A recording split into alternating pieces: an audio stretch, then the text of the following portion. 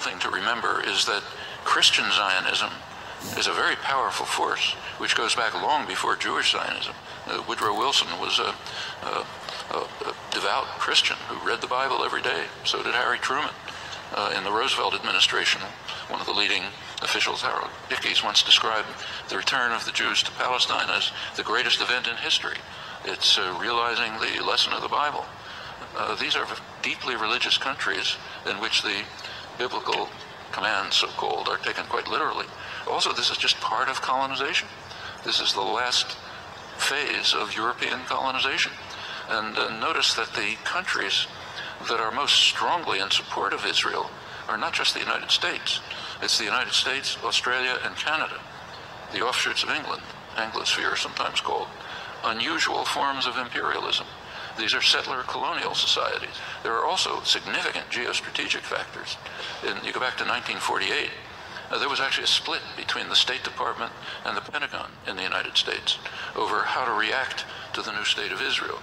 The State Department was not committed strongly to Israeli conquests, the establishment of the state, and was concerned about the refugees. It wanted an implementation of the refugee problem.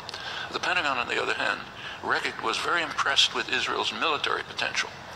The Israeli military successes, if you look back at the internal record and declassified, the Joint Chiefs of Staff described Israel as the second largest military force in the region after Turkey. Jews are part of the Christianism. Old Testament is cherished, and for Spanish people, for example, it's very, very important.